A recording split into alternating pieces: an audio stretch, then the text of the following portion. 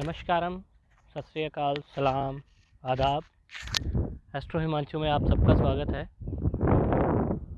और ग्रहों की श्रेणी में आज हम जिस ग्रह की बात करने जा रहे हैं उस ग्रह का नाम है मार्स, मंगल। मंगल ग्रह, जैसे कि नाम है आपको पता ही है कि हम हर अच्छे काम को बोलते हैं कि हम मंगल काम कर रहे हैं। और इसी तरीके से आपकी कुंडली में मंगल की स्थिति अगर अच्छी है तो आपकी जीवन में सिर्फ मंगल ही मंगल होता है। राशियों में मेष राशि और वृश्चिक राशि का स्वामी मंगल होता है। मतलब कि आपके जीवन पहली राशि और आपकी मृत्यु और या आपकी ज़िंदगी में आने वाले किसी भी तरह के संकट आठवीं राशि। काल पुरुष में 12 राशियाँ होती हैं, उसमें पहले और 8वें घर का स्वामी जो मंगल होता है। मंगल एक बहुत ही रफ प्लैनेट है। कुछ एस्ट्रोलॉजर इसे क्रूड ग्रह भी बोलते हैं, लेकिन मैं क्रूड ग्रह नहीं बोलता, मैं इसको रफ ग्रह बोलता हूँ। जो भी मंगल के इंसान होंगे जिनके कुंडली में मंगल स्वामी होगा या जिनकी कुंडली में मंगल प्रभावी होगा, वो दिखने में थोड़े हार्ड, थोड़े मस्कुलर, थोड़ा बात करने में थोड़ा सा उनकी बात में थोड़ा रूखापन होगा, लेकिन they are very straightforward. बहुत साफ बात बोलेंगे, सीधी बात बोलेंगे।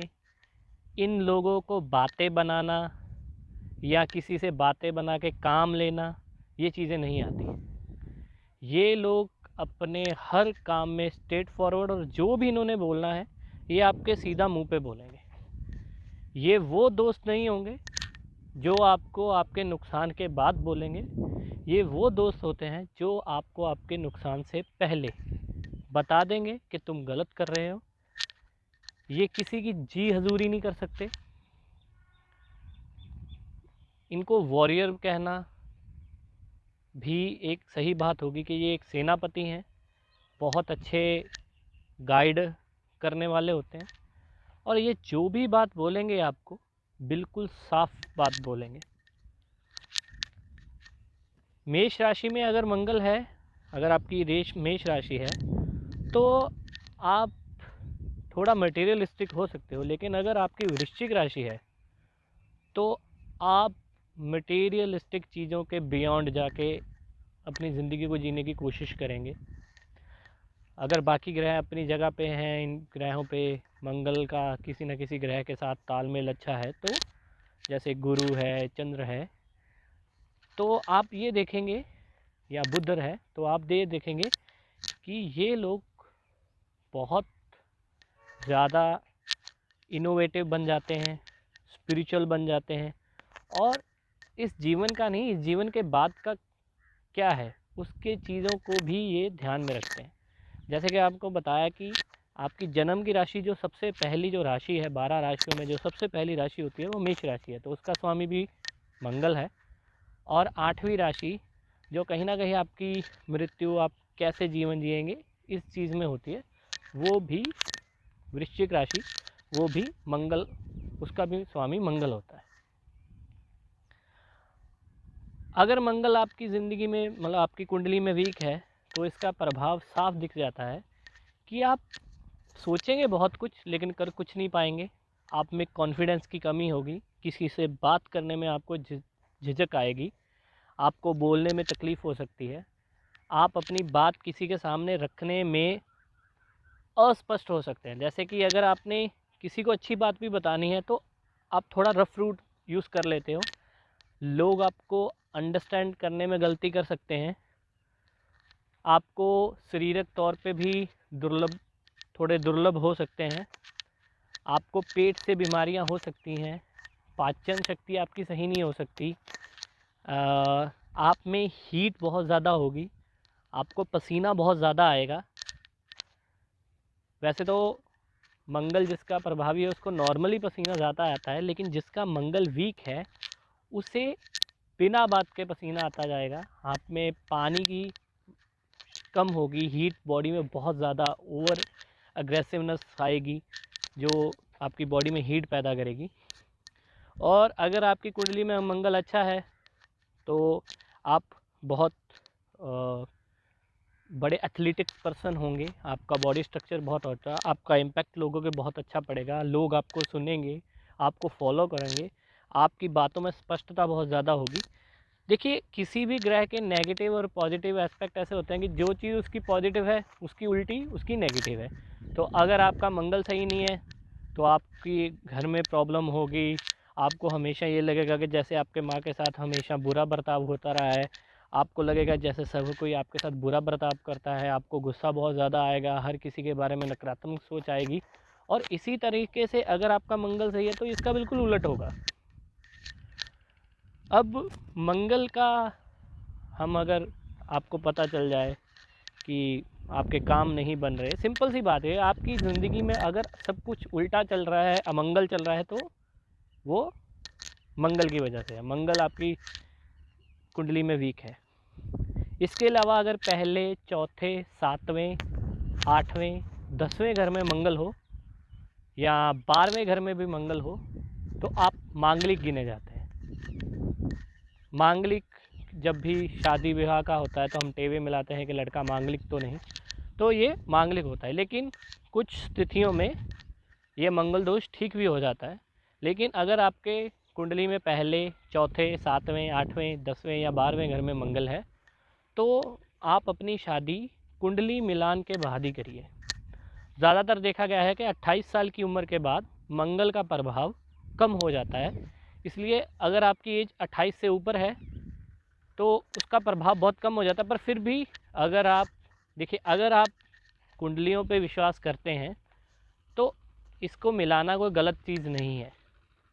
बहुत सी फैमिली इन चीज़ों पर ध्यान नहीं देती और बाद में जब लाइफ में प्रॉब्लम आती है, ज़रूरी नहीं है डाइवोर्स हो जाना या किसी के पार्टनर की डेथ हो जाना ही मंगल। क्या होता है, लोगों के काम नहीं चलते, आपको आपकी जैसे बच्चा होने में प्रॉब्लम आती है, बड़ी मुश्किल से बच्चा होता है, उसकी परवरिश में प्रॉब्लम आती है, या इस चीज़ का इम्पैक्ट आपकी फैमिली पे भी पड़ सकता है, माँ बाप पे।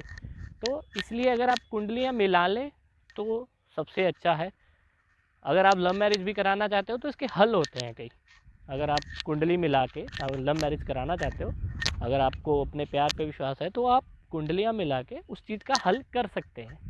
लेकिन फिर भी क्योंकि जो मांगलिक हैं उनके लिए ये बहुत ज़रूरी है।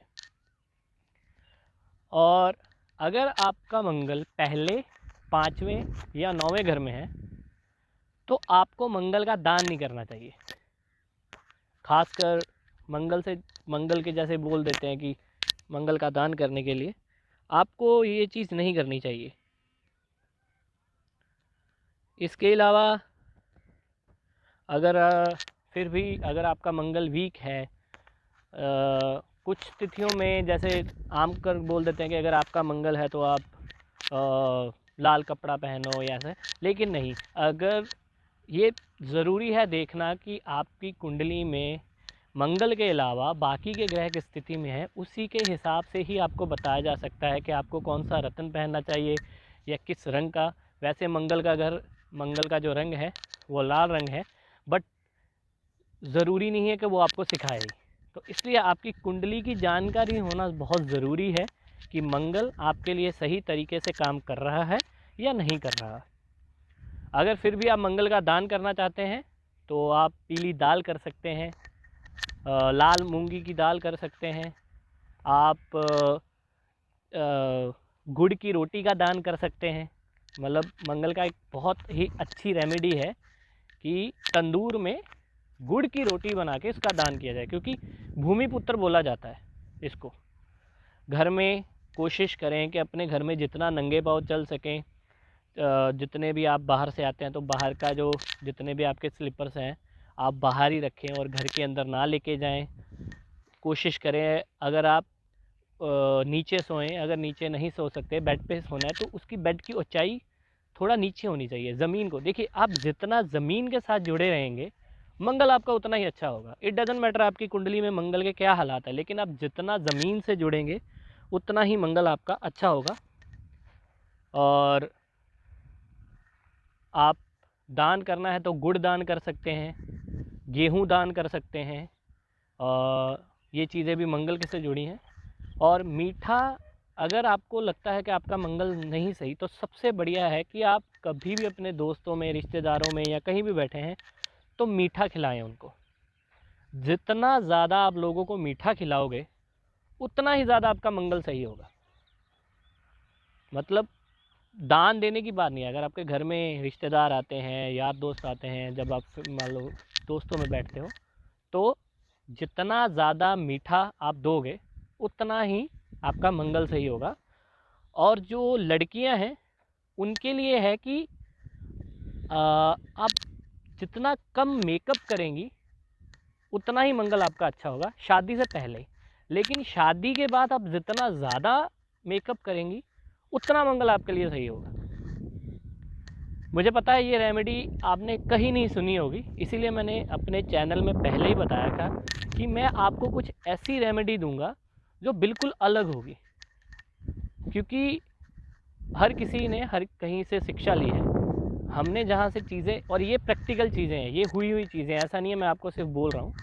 तो मंगल से प्रभावित लड़कियाँ जितना कम मेकअप मंगल से शादी से पहले करें उतना अच्छा, और शादी के बाद जितना ज़्यादा मेकअप करें, मतलब ज़्यादा मतलब ये नहीं आप सारा दिन अपने मुंह पे मेकअप करके रखें, मतलब कि आप उसको मेकअप को बढ़ा सकते हैं, तैयार अच्छे से हो सकते हैं, तो आपका मंगल अच्छा रहेगा। इसी के साथ मैं एस्ट्रो हिमांशु चैनल से आपसे विदा लेता हूँ, और आगे के ग्रह के बारे में मैं जल्दी ही वीडियो शेयर करूँगा आपके साथ। तब तक के लिए नमस्कार, सत श्री अकाल, सलाम, आदाब।